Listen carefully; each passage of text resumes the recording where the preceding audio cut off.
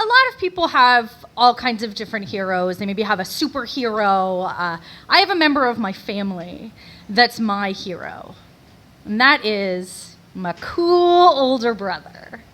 Now, you might not be able to tell because I've spent years trying to hide the fact that I'm like weird and awkward by like putting cool dresses on and like fancy pants, but I was not a popular kid. But my older brother, he was just amazing. He was just confident in that natural way. If he did something weird, he would just brush it off and keep going. And he was handsome. He had these beautiful green eyes. And the thing is, he had this weird screechy voice that in anyone else that would be just like the worst thing, but he just pulled it off. Everybody loved him. My parents' friends loved him. They'd be like, "Oh, look at you, you're such a good boy. What a nice fluffy kitty you are." Oh, I might have neglected to mention my older brother is a cat. Yeah, he's what I'd like to call my parents' gateway child. My dad was very nervous about the possibility of having children. The way he's told it to me is he just realized there were so many ways it could go wrong. And in all fairness, I did improv for 10 years, so he wasn't completely off. It's a miracle that my parents had a cat at all. My parents both grew up very working class, did not have a lot of money. My mom's mom was a single mom, and just keeping food on the table was a miracle. My dad, they briefly had a pet.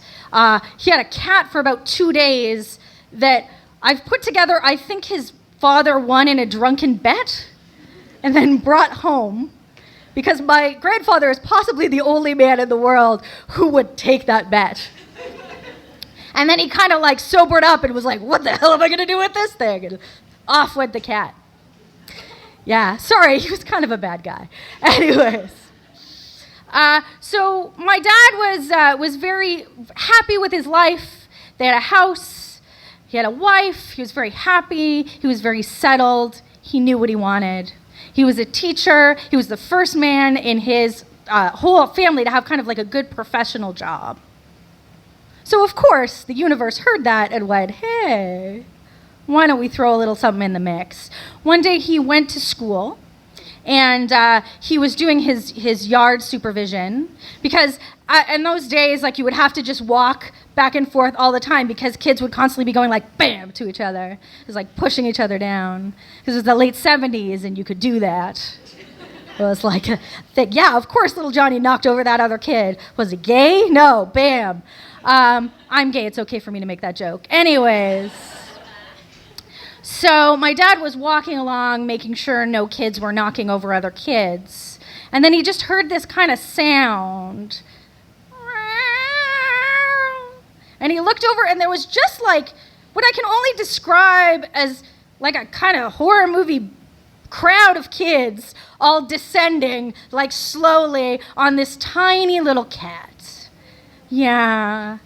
He was little, and he was fluffy, and he had these beautiful, striking green eyes, and just matted fur. He was a mess. And all these kids were just like drawn to this cat. And like one kid's like offering the cat a little peanut butter and jelly sandwich because it was the late 70s and people still had peanut butter and jelly sandwiches. And my dad sweeps in and he grabs the cat and he looks at the cat and he says, "Okay, if you're still here at the end of the day, I'll take you home." Because there was no way that cat was going to, like, there's probably a dumpster over there. There's no way that cat's still going to be around. Famous last words. He goes back, he does his day. And it's the end of the day, he's walking out. It's like a beautiful, beautiful sunny day. And he walks down these stone steps. And there's a cat, filthy, green eyes, staring at him because he had made a promise. And he went to the caretakers, and he got just like some box they had somewhere, and he put the cat in the box, and he started home, just trying to figure out ways he could convince my mom to keep this cat, because he'd made a promise. And he looked at this cat, and it looked up at him, and it was quiet the whole bus ride, just like in a rickety paper box, staring up at him. And so he goes through all the things, and he's like, "Okay, cat, We're going to make a deal. You're going to be quiet. I'm going to quietly go in. I'm going to talk to my wife, and we're going to figure this out. And he walks up to the door, and he puts his key in, and he opens the door, and my mom coincidentally just happens to be there, like just being like, "Hi, Brendan, so lovely to see you." And the cat jumps out of the box directly into my mother's arms and then goes around her neck and purrs, and then they had a cat. My dad had on the way over named him Groucho, so any chance that like they were not going to have that cat was just gone forever. Groucho was a really magical cat.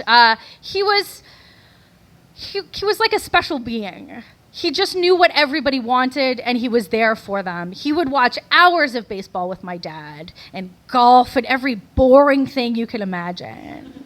And he would sit with my mom while she cooked, and he would listen to her tell stories, and he would not steal anything, which is a miracle, because my mom cooked a lot of meat.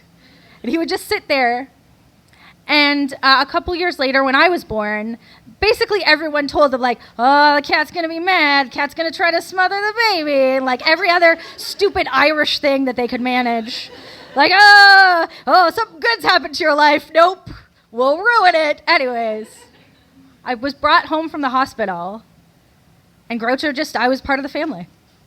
And I would follow him around. And basically, I'm pretty sure I learned to walk because I realized that he could run away from me. So I was like, no. And I would take my like little toy dishes and put them on his little body. And he would just look up at my mom. And if a cat could like sigh and shrug, he'd just be like, hmm. And one time he crawled into a drawer. And I'm like chasing after him with my little baby hands, like, ah, and he just backed up really slowly and made his like weird screechy cry to my mom. Like, this is a cat, and I was a very annoying child. He's basically an angel. So I grew up, and I started going to school. And I would come home and I would tell the stories of my school to the cat every night. I would be like, "Groucho, oh my gosh." I would do my amazing impressions of all the other my classmates, which usually was them saying their name and why they were a jerk. "I'm Johnny Batten, and I smoke sometimes, probably." That was a big rumor in grade 1. And he would listen to me. And we would sit and we would play blocks, and I would put my little toy plates on him. And it was the best. And it was a couple of years later, and I had spent a lot of years trying to figure out how to fit in because I was in Etobicoke, and it might be better now, but sorry, Etobicoke's the worst. It is the worst place. Do you like big box stores and racism? Then you love Etobicoke. It is the worst place on earth. Sorry. And I was a little awkward kid that just wanted people to like me. Yeah, I'm fine now, guys. I found improv. Remember, it's fine. That's how you find improv. And the other thing was I had a best friend. I was okay. Lots of other kids didn't have someone that always listened to them. Every night, I knew there was someone that was going to listen to everything I had to say and wasn't going to make fun of the fact that I clearly could not do impressions. In the 4th grade, there was a speech competition. And this was my big chance. I was going to impress everyone. Because what's more impressive than a speech for kids? And so I wrote about, of course, my favorite subject, cats. Yeah. It had songs. It had dances. It had a kid favorite, lots of facts. It won the competition and lost any cred that I had at all. And kids would look at me in this new way where there's this like kind of sharp, mean light in their eyes because now I was the easiest to make fun of. And I'll repeat, it was Etobicoke, so it was the worst. So everyone was miserable, and so finding that kid that you could easily, and with song and dance, make fun of was a gift from the gods.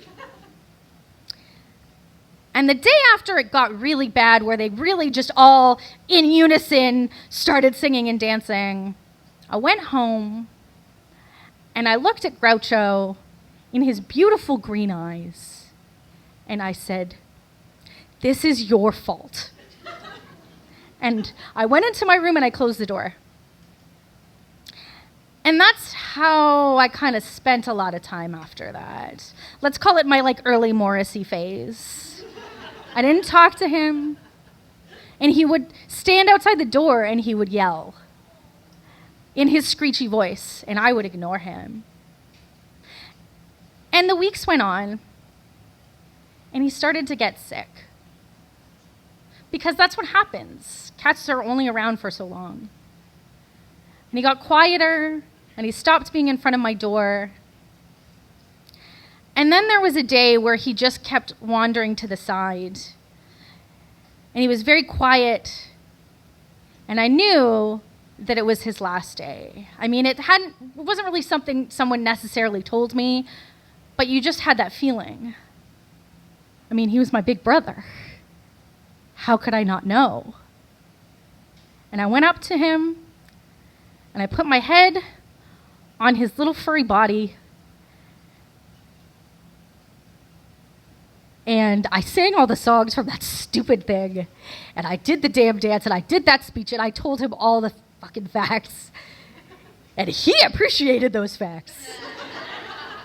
Because, when you find out something about yourself, it's beautiful. And I said goodbye. And before long after that, he was gone. And he was just a cat. Just a furry stray that my dad found in his schoolyard. But I learned so much from him. I learned that it's okay to be yourself. And I learned that if you really want something, just go for it. Even if it means you're going to run out the front yard, you're going to eat all the grass and throw up, it's okay because you found it. You found your thing. Good for you. And most of all, I learned that family is a lot of different things.